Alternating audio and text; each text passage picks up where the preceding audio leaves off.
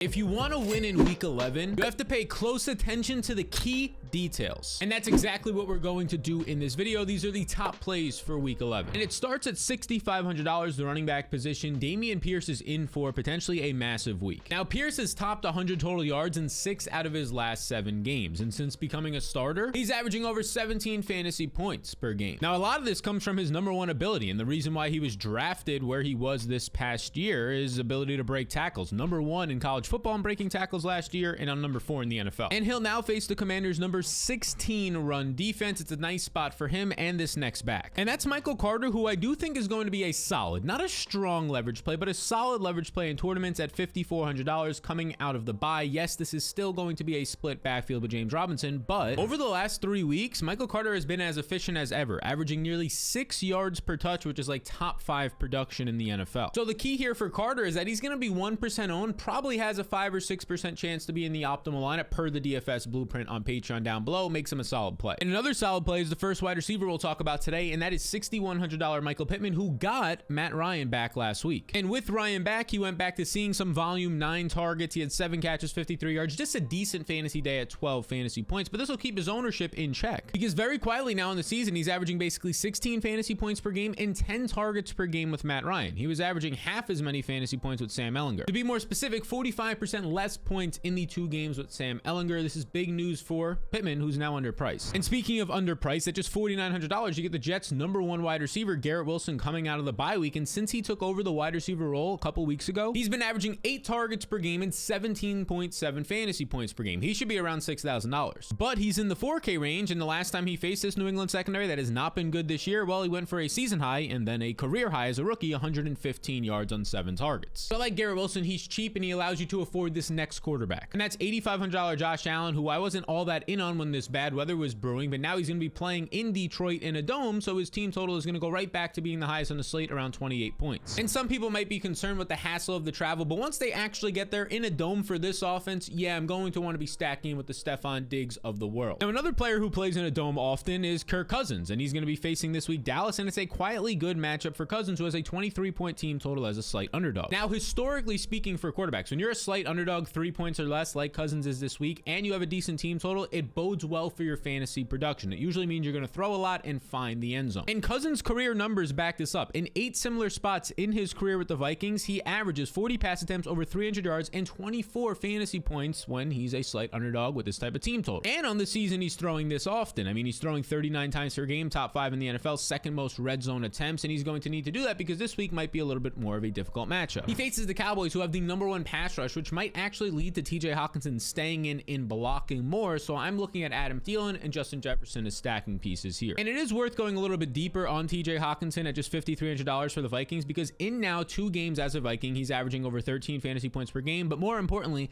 9.5 targets and 8 receptions. But the Dallas Cowboys by far give up the least fantasy points to the tight end position, and that's because the tight ends have to stay in block more, which is what I expect Hawkinson to do a little bit more this week. I'm probably avoiding him. And then another tight end at $3,800 is Greg Dulcich, the rookie who's only played 4 games in the NFL. He had a bad week last week, and now it seems like people are off of him based on his ownership in the DFS Blueprint down below. You see, he leads all tight ends right now on a somewhat smaller sample with 14.8 yards per reception, meaning that his targets and his receptions right now are highly valuable downfield. And he's only played 4 games in the NFL. Again, he's a rookie tight end. Rarely are they starting, let alone seeing this great of production. His snaps have increased all 4 weeks to getting 86% of the snaps last week and a season high 34 routes run. And he now faces the Raiders, who give up the 5th most fantasy points to the tight end position. Very quietly at this price point, he's a good play. And so is Ramondre Stevenson, arguably the best play on the entire slate at $6,700 for the Patriots coming out of the bye week. Stevenson over the last month of the season, averaging over 21 fantasy points per game, 5.5 receptions a game alone is fantastic, and over 100 total yards per game. He ranks 2nd amongst any single running back in the NFL in usage, only behind Austin Eckler since week 4. That's how good this guy has been. And because of all this, I feel really good taking his over 65.5 rushing yards, which in our player prop tool, I have him projected for over 80 rushing yards this week. Go ahead and get this with a free bet up to $100 on Prize Picks. There's a link in the description below. Prize Picks is a player prop site, and when you use the code SAL22, you get a free bet up to $100 matched in your account. You could use it right now, link down below. Now, perhaps a sneakier running back option this week is $6,200 Cordell Patterson in Atlanta, because look, he's returned from injury and he's played 2 games now. And if we look at his snap share on the season, he started the year playing about 60% of the snaps right here, 63, 58, 59, and then he gets hurt and he returns and he's played less than 40% of the snaps the past 2 weeks. But what if this changes this week? Because it hasn't looked good of late, but if they go right back to giving him 60% of the snaps in a matchup against the Bears number 30 run defense, a lot of good things could happen at really low ownership. He's only 3% owned in the DFS Blueprint right now. So I think Patterson's a really sneaky play. A guy who won't be a sneaky play but is still a great play is Josh Jacobs, because we saw some encouraging usage just a week ago. So if we look at Jacobs' routes on the season, the amount of times he's out there running a route in the receiving game, his number right here in parentheses is how often he's out there for a passing play running a route. So 35% isn't the greatest. You want to see this number around 50%. That's what we were seeing early on in the season. Then we started seeing elite usage. This is when he started to take off, 75%, 57%, but then it ends up dropping 35% and 47%. We had some concerns as Amir Abdullah was used more. This past week though, 63%, his second highest usage of the year. And what did this lead to? It led to a season high 8 targets and 6 receptions for Jacobs, not to count the 21 carries he had. So he's back to being a full-time workhorse. He should probably be $9,000, but he's not. So play Jacobs. And now let's head back to the wide receiver position. And we're going to look at $5,500 Jacoby Myers, who's coming off the bye. And it's going to be a tougher matchup, but one where he's had success. He has 18 targets over his last 2 games. And in this exact matchup in week 8, he had his best game of the year, earning 13 targets, 21 fantasy points, 9 receptions, and finding the end zone. He had a season best out of the slot, and he'll have that exact same matchup for a guy who is always underrated and underowned. Not only do I like him in DFS, but I take him over 50.5 receiving yards. I have him projected for 62 yards this week in the player props tool. It's a lovely bet to be taking on Prize Picks. Another guy I want to be playing is going to be $7,100 T. Higgins. It looks like Jamar Chase is out yet again, and Higgins is going to be the #1 option for Joe Burrow. And when Higgins is healthy this year, he averages 16 fantasy points per game and over 8 targets per game. This is basically top 10 wide receiver usage. He is clearly underpriced. And so is Amon-Ra St. Brown at $7,200. This guy eventually will be an $8,000 receiver, maybe even in 2 weeks or so, because his usage is unbelievable. Over his last 12 healthy games, he's averaging over 22 fantasy points per game. That ranks top 1 in the NFL amongst receivers during that time. And 10.8 targets per game, which again is #1 amongst all receivers during that time. And it's the perfect matchup this week as he faces the Giants, who rank 31st in coverage. Nobody is going to be able to guard him. His own defense ranks 32nd, so expect maybe a little bit of a shootout here.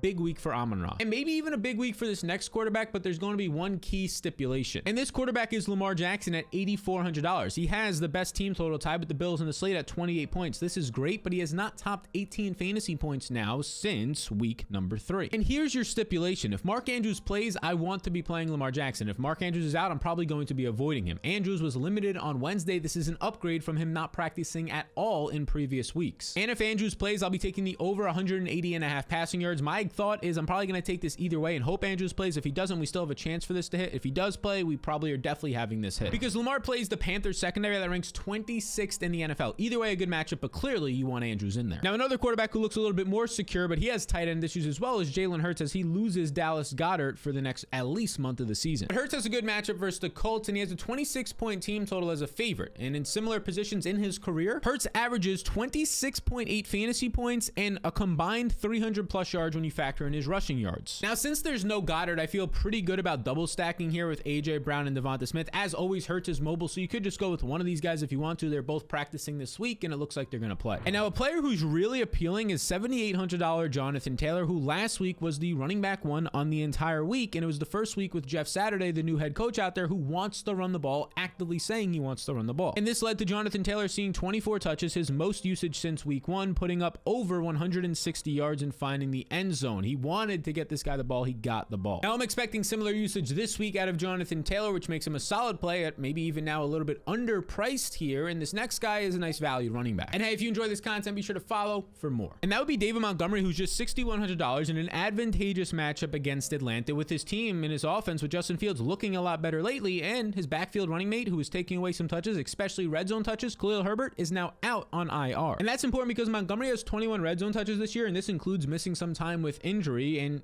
Khalil Herbert saw 19. So now those 19 are going to have to be distributed between Justin Fields and probably Montgomery, maybe a little bit of the new backup Treston Ebner, but I believe Montgomery now will go from seeing 2 or 3 red zone touches to 4 or 5 in this game. So it's a strong price for the new usage. And now let's go back to the tight end position. We mentioned the stipulation earlier, but Mark Andrews this week at $6,800. When you factor in Dallas Goedert is out and TJ Hawkinson might not be the greatest of plays having to block more, he is the best tight end by far, Mark Andrews. The next guy in line is going to be Kyle Pitts, who's $4,400 in terms of playable tight ends. Now, obviously, he has to be out there and playing, but if he is, he leads the NFL right now in target rate amongst tight ends and routes run, so he's just getting so much usage. And even after missing a couple of games now, he still ranks top 5 in deep targets and top 3 in red zone targets, the most key targets, the cheat code targets if you follow this channel, amongst all tight ends. He's just fantastic. And another tight end people thought was going to be fantastic this year, Kyle Pitts, is slowly starting to come on, and he's just $4,400 against the 32nd ranked Chicago Bears total defense. And he's starting to come on. He has 7 or more targets in the last 3 games, averaging 8 targets per week during that time. And we know how good he is. On 34% of his routes, he's being targeted, which leads the entire NFL, not just the tight end position, the entire NFL. I mentioned Andrews leads the NFL in target share, the amount of his team's percentage of targets he's getting, but Pitts leads the amount in target rate when he's running a route, when he's being targeted. That's the difference there. Now, the problem with that stat is if you don't throw a lot, it doesn't really matter. It leads to just seeing 7 targets instead of a team that throws more, and you'd then be seeing 10 to 12 targets like Cooper Kupp last year. But nonetheless, the increased volume slightly by the Falcons in their passing attack, and Pitts continuing to be featured in this offense in a good matchup now makes him very playable. And now if you're looking for value, Ben Skowronek is worth looking at $3,900 without Cooper Kupp out there, but he's probably not going to be able to see much more usage because last week alone he played 100% of the snaps and he earned 7 targets but only 2 catches, 14 yards. He's not the most efficient player or the most athletic. As you can see right here, I mean, he ran a 4.62. For wide receivers, that's not great. Surprisingly, this is similar to what Cooper Kupp ran, but I don't think we can compare him to Kupp. Now, he does have Sean McVay scheming up some plays here, still a solid quarterback in Matt Stafford, and he's a big body, 220 pounds, 6'2" in the red zone. That's going to mean something when it comes to touchdowns. So I don't think he's an efficient player or even that great of a player, but the situation is pretty good now for him at the price tag. Now, a player who I do think is fantastic is $6,800 Chris Olave, who's probably going to come in a little bit lower owned here. Jarvis Landry is back, yes, and will take away some usage, but last week was just one bad week for Olave. And let's not forget, he has 20 deep targets, second most in the NFL, and he's a top 20 fantasy receiver this year. Now, his matchup against the Rams, it's not as bad as it used to be versus the Rams in the last year or two, but it's also not that good. But he's seen tough cornerbacks this year, so he knows how to overcome them. AJ Terrell, Jamel Dean, Patrick Peterson, who's nowhere near as good as he used to be, but he's been a little bit better. Mike Jackson quietly having a very good year this season, and he's had successful matchups against these guys. Now, because of this, I took his over 51.5 receiving yards on Prize Picks, and I made it an official bet. I paired his 51.5 receiving yards with Ramondre's 65.5 rushing yards. I took the more on both of those, and I put them together, $50 right here. You can see to win 150. This is an official bet. It is a community prop. If you would like to take it, this is the one that I would be recommending to everybody. You put a free bet in when you use the code SAL22 on Prize Picks. If you'd like to join the thousands of other people who have used that code and have been playing on Prize Picks and using these community props, click the link in the description to learn more. Now, this wide receiver at $5,800, Deontay Johnson, is really interesting because he is top 10 in wide receiver usage, but outside the top 40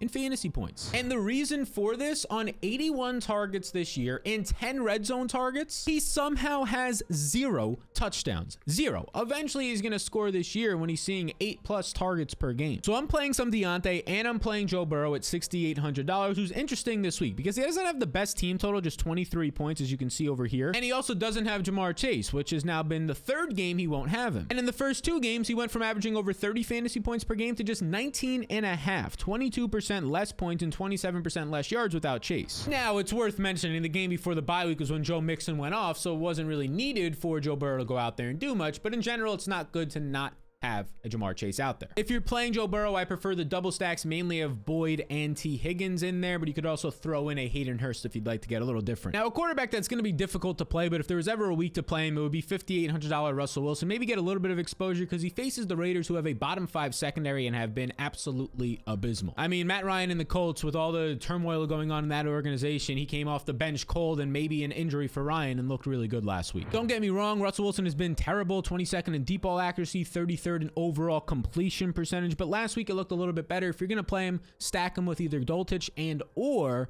a Cortland Sutton. I prefer Sutton. And I probably prefer his player prop the most, over 230.5 passing yards. I have him around 250 in this really nice matchup. I'd recommend this one as well. And I'd also recommend this next player who people seem cold on because he's had back-to-back poor weeks. And that would be $7,600 Alvin Kamara, who I've been getting a lot of questions. Do I trade him in my fantasy league before the deadline? The answer is no, because he has a top 3 role in fantasy. He's played the 2nd most snaps amongst running backs and has a top 5 opportunity share, meaning the amount of targets and carries he's seeing in his backfield. Now, the reason why people are worried is the recency bias of him scoring just 9.2 and 7.5 points. But if that recency bias extended just a little bit more, they'd see the 43-point week, the 17, the 18, and the 23-point week when he was a top 10 running back basically every week. I won't lie to you, this week's matchup against the Rams is difficult. They are the #1 run defense. But when you think of Alvin Kamara, you mainly want to get there through a 5 or 6 reception game. So I'm not as concerned with that matchup, especially at lower ownership according to the DFS Blueprint. So Kamara becomes in play, maybe even ends up being a slight leverage. And then Jarvis Landry at $4,500 is a really nice value for a guy who returned last week to a full-time role. He played 79% of the snaps, even more than Chris Olave, led the receivers on the Saints, and he led the team with 6 targets and 3 receptions. Not the greatest game, but this is nice usage in your first game back. And let's remember, he's most efficient out of the slot, and with no Michael Thomas there on IR done for the year, he'll see a lot more slot usage now, makes him a solid value. And another solid value is a tight end that I think is a top 5 tight end the rest of the season in season-long fantasy, and that is Pat Freiermuth at $4,200. With Kenny Pickett, he has been good. And as you can see from my tweet here, he's now played 4 healthy games with Pickett. He averages 8 targets and over 12 fantasy points per game. Only Andrews and Kelsey have had more production with their quarterbacks. So he's in play, and this next tight end is pretty interesting. And that would be Tyler Higbee, who now with Cooper Kupp out at $4,000 is way too cheap. Higbee finally came back to life, having 8 targets, catching them all, and putting up 15 fantasy points last week. But there is a concern here. Basically, his usage didn't change last week compared to the 3 previous weeks where he had just 3 total catches during that time. And his role is basically the same, not running downfield all that much, just catching these checkdowns and getting some yards after the catch. So it's not the biggest role, it relies on volume. And his yards after the catch kind of speaks to what I was just saying here, 3rd in the NFL. Now, without Cooper Kupp, the targets have to go somewhere. The 10 to 12 targets a game, I would expect a couple to go to Higbee. It makes him a nice play, but expect his ownership to be the highest amongst tight ends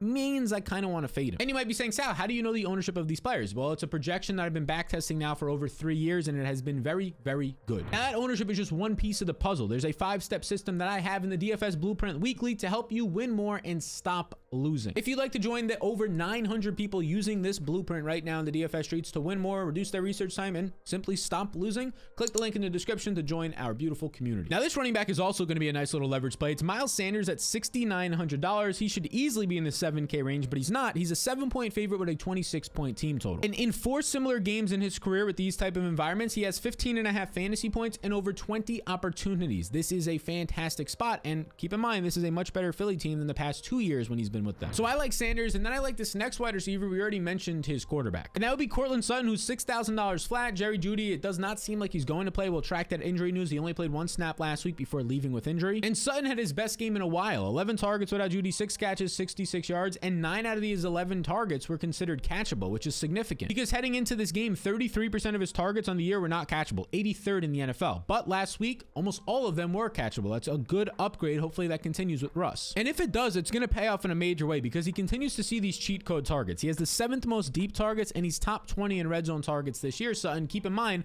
Russ was injured for one of these games, and Brett Rypien was in for one of these games as well. So these numbers could be even better. Now, I don't think it's the most optimal stack, maybe the 6th or 7th best stack in the week, but it will be very low owned, the Russ plus the Courtland Sutton stack in a good matchup. These are some of your must-have plays for week 11. If you want to see even more, the optimal plays, the ownership, everything you need to win this week in DFS, you can check out the DFS Blueprint link down below. We'll be live on Sunday morning, so make sure you subscribe so you know when we're going live.